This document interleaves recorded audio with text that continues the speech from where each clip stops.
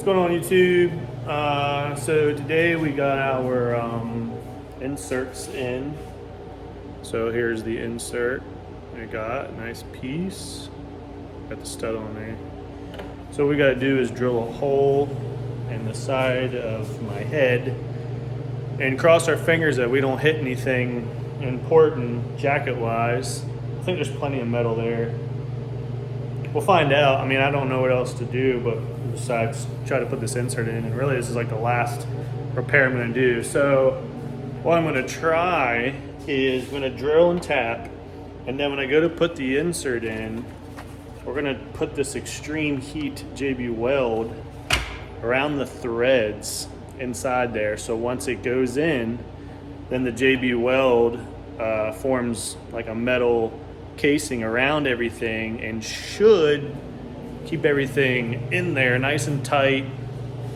That's the theory anyway, so we'll see. I've never used that stuff before, and I don't really use JB Weld on really anything, but if we're gonna use it, now's the time, so we're gonna try it. So I'm gonna get the drill, get the right size, and start this drill process, clean the hole out really good. And I'm gonna have to cut this down a little bit because it's a little too long, and I don't want to get it in there and have it sticking out. It has to be flush, and so the manifold goes in. So, all right, I'm gonna get this hole drilled. All right, so we got our hole. There's our hole. Got a nice, pretty nice hole too. And nothing was hit, no water jacket. So next we gotta take the tap and get our M12 tap in there and get some threads. So we'll do that, and then I'll show you what I'm gonna do with this JB Weld. All right, so I started the threads. I just wanna be able to see how far they're getting. Let's do a zoom in here. All right, about halfway. I think in order to get the sleeve all the way back in the jacket there, I'm gonna need to buy another tap, and I'm gonna need to cut the end off to get those threads all the way back. Still gonna have to cut this down a little bit so it fits, but so I guess I'm gonna be ordering a tap to cut. I don't wanna cut that one. That's my really good Craftsman tap set. They're really, really hard, and I don't wanna mess them up. So the only other thing I could see, if AutoZone Advanced, they might have a tap. I might see if they do, cheap tap, cut it off, get some good threads in there, and then we'll go ahead and try this JB Weld stuff. All I'm gonna do is put some of the JB Weld around the threads of this guy, thread it in, and I'm hoping the JB Weld just kind of reinforces everything once it turns into steel, as they say. So, all right, so we went to AutoZone and they actually had the right tap, and then I cut it off, smoothed it out with a file, and I was able to get the threads all the way to the back. So now all we have to do is cut this sleeve down because the sleeve's too long. I gotta cut about 4 threads off. So we're gonna take our old zip saw here and cut this down, file it down, and this guy should go right on in. All right, guys, so this is our final product here. I got 1, 2, 3, 4, about 5 threads, and the whole, pretty much almost the whole stud goes in. It must taper down towards the back, so I guess it's hitting something, because it is an M12, and these are originally M6s or M8s, whatever these are, M8s, I think. So, yeah, so it's a big, actually, they're M6s.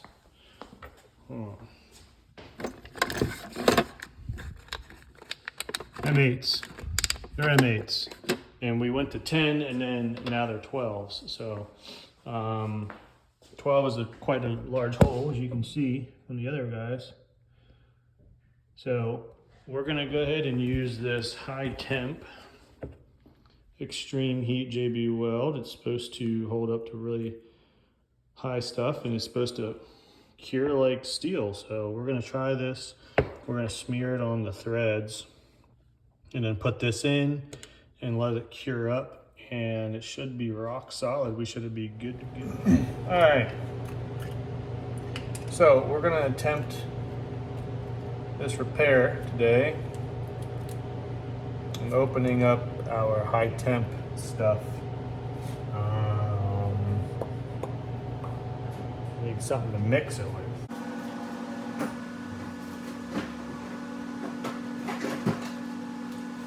Make some mixing sticks or something. Not cutting right in.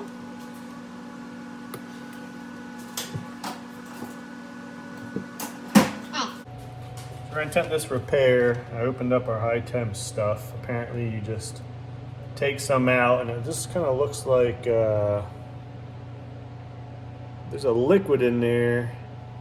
Let me take the camera more. There's like a liquid and then the stuff. So I don't know, once you take it out, if it just, I don't know how it cures, but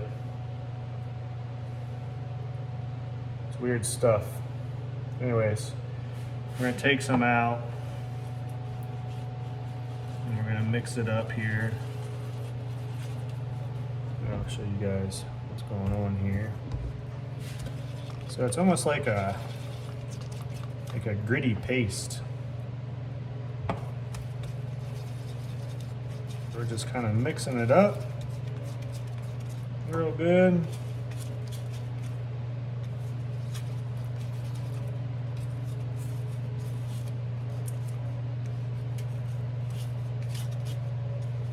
All right, so that's our stuff.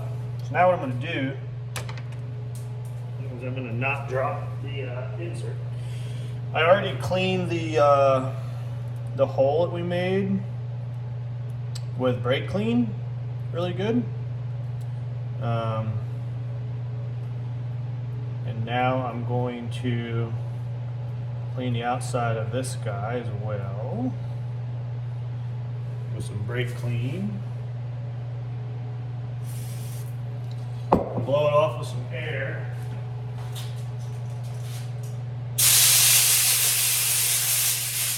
Because you want everything very clean. All right, so this is nice and clean. So now I'm gonna do is I'm just gonna kind of run this stuff through the threads.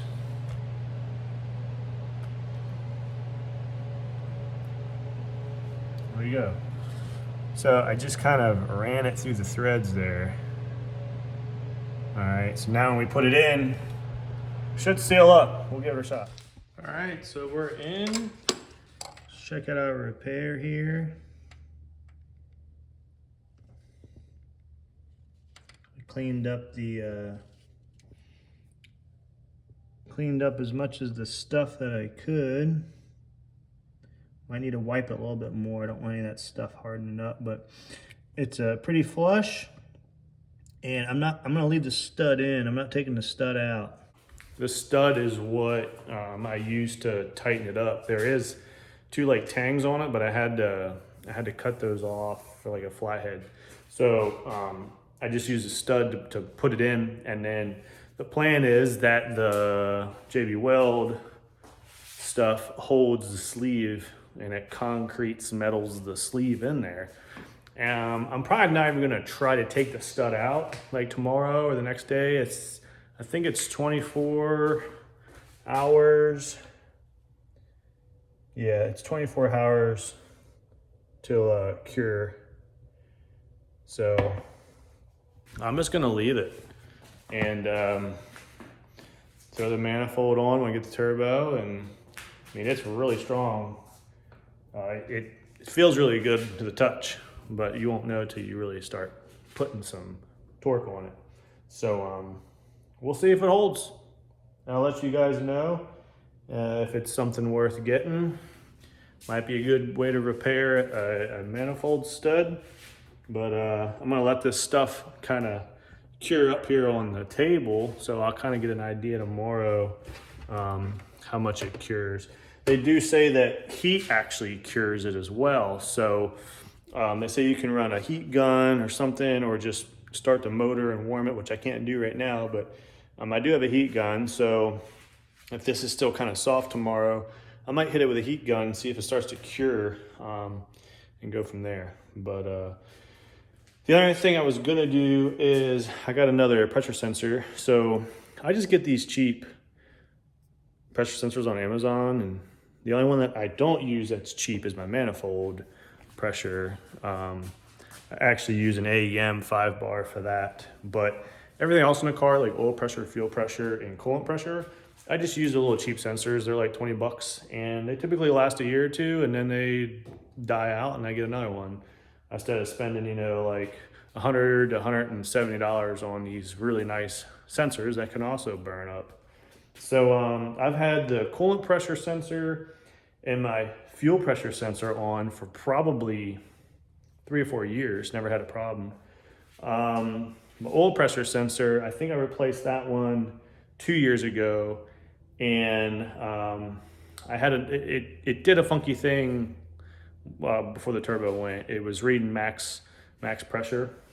So I don't know if it's a wire problem or if it's a sensor gone. So I got another sensor, and I'll just throw in it, see if it clears it up. If it doesn't, then I obviously have a sensor problem, or not sensor, but a wire problem, and I'll have to chase down the wire issue.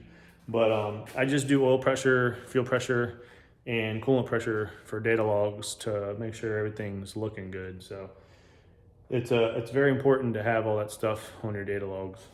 But that's pretty much it, guys. Really, we're kind of stuck in the mud until we get the turbo. So as soon as we get the turbo, I will do a cool reveal of the new turbo, and we'll stick her on. We'll even get the car running because we got to get it on the trailer, take it over to Keith's so he can weld up everything I need. So what I'm going to need is something similar to what we have here. So it's going to be like a 45 degree. But what we're going to do is, instead of couplers, instead of using these guys, me and Keith said, hey, we should probably just go V-band clamp. So we're gonna have an actual vibrant clamp down there, so I don't have to ever worry about it popping the charge pipe. And I might put one on the throttle body eventually, but I've never had one pop off. It's got a pretty good lip on both sides, and I use T-bolt clamps and I crank them down, and I never had a problem. So we might just leave it. But all right, guys, that's pretty much it. Short vid. Hopefully this manifold stud sticks in there. I'll let you guys know if it fails. Again, appreciate the support, guys. Keep following the channel. Make sure you hit that subscribe button. Anything you guys want to see, throw it in the comments, and I'll see you guys next time. By the way, I got this cool new selfie stick, as you can call them, but it's all in one. So hold your phone there, right, and it tips and everything, and then this piece actually tripods out. If I can do this with one hand, check it out. Tripods out, a nice sturdy base, and this tripod goes like way up here. It's really big, and then you can collapse it, and then it's just a nice handle that I can hold when I self video, and then when Lindsay's videoing, she has a nice stick to hold, or if she's behind a big crowd, she can telescope this way up so she can see the car. So pretty nice little stick on Amazon. It was like 20 or 30 bucks. I was just using this little cheap guy that Lindsay got a long time ago. So we upgraded a little bit.